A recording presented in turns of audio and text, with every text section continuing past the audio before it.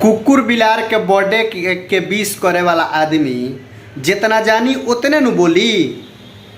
कुकुर बिलार के जौन आदमी जन्म के दिन के विश करता, फलवा बाबा के कुकुर चीनी जी के बर्थडे बा ओकर विश करता, वो आदमी का जानी हकीकत के बारे में। हम बात करतनी एगो भोजपुरी इंडस्ट्री के उनका के गायक नहीं कहल जा सकत, उ जैसे कि विवादित आदमी उनका कह सकता आदमी, काहे कि हमेशा विवादित गीत गावेले, हमेशा जतियता गीत गावेले, जौना के वजह से विवाद होत रहेला, हर जगह मारा मारी रुआ सबके पता हो कि होत रहेला। गायक टुनटुन यादव के बारे में हम बात रुआ के बताओ तनी कि एगो एलविस यादव यूट्यूबर बाड़े जेकरा के पूरा दुनिया जानता, करोड़ों लोग उनका के मतलब पसंद करेला, करोड़ों लोग उनकर फैंस हैं, हमू फैन है भाई एलविस भाई के, सब लोग फैंस बा। एगो बात बता दी कि हाल ही फिलहाल बहुत चर्चा में बाड़े एलविस यादव, जे कि बिग बॉस के विनर बनल बड़े एलविस यादव। भाई के बहुत बहुत बधाई बा। एगो बात हम करे ई आइल बानी कि एलविस यादव विनर बनल बड़े, एलविस यादव पर टुनटुन ई जौन बाड़े इनका के तो हम का कहीं के गायक कहीं कि का कहीं, ई एगो गाना गौले बड़े, फिर एलविस यादव का नाम ले बड़े, उनमें अहिर जाति के लेके जतियाता कंट्रोवर्सी ना होला, वही टाइप के गाना ही गौले बड़े। हम लोग बता दी कि सिस्टम हैक करे वाला आदमी जौन की एलविस यादव, जेकर की मतलब इतना ना वोटिंग होके लगल इनकरा पक्ष में कि सिस्टम हैक हो गई।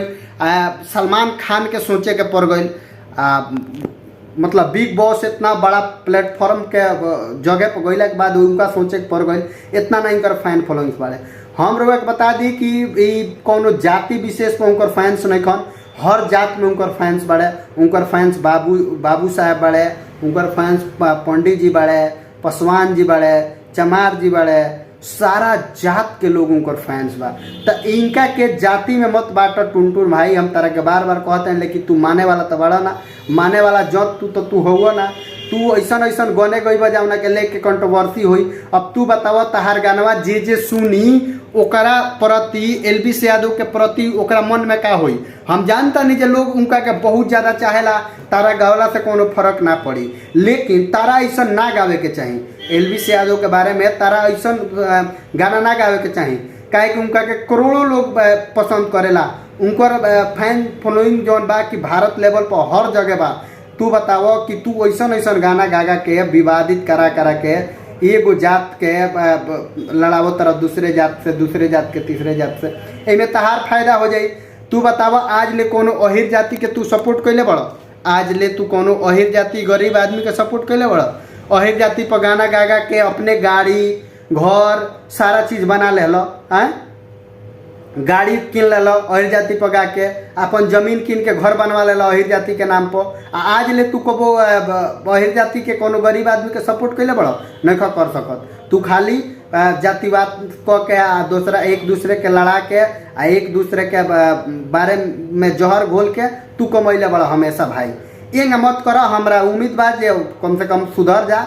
तू तो सुधरे वाला बाड़ा ना, तारा बारे में हमरा बोले के ना रहा, लेकिन एलविस यादव के बारे में जब बात बोला तो बोले के पड़ल, काहे कि भाई उनकर फैन फॉलोइंग जौन बा बहुत बड़ा लेवल पर बा। उनका फैन फॉलोइंग के बांटे के तू कोशिश मत करो। एलविस यादव बहुत बड़े आदमी है और बहुत बड़े यूट्यूबर हैं, और उनका उड़ान बहुत बड़ा है, वो बहुत ऊपर जाएंगे। आप उनके बारे में मत बोलिए, वो एकदम कट्टर हिंदू हैं और उनको हम लोग सपोर्ट करते हैं और सभी जाति के लोग सपोर्ट करते हैं। तो उम्मीद बा भैया कि रउआ सब वीडियो देख कर रउआ लोग के अच्छा लगी, और रउआ सब के अच्छा लगी तो कमेंट करके जरूर बताएं। बाकी जे भी जेकरा मानसिकता गलत बा उ भाई कमेंट गाली गलौज से मत करी, काहे कि हम जौन विचार बा उ रखनी है। एलविस यादव के बहुत ऊंचा कद बा, इनकर टुनटुन यादव से इनकर तुलना मत करलो, बहुत ऊपर के आदमी बाड़े। बाकी वीडियो के ज़्यादा से ज़्यादा शेयर करे के बा, लाइक करे के बा, कमेंट करे के बा। मिलता नहीं अगला वीडियो में, तब तक के लिए नमस्कार।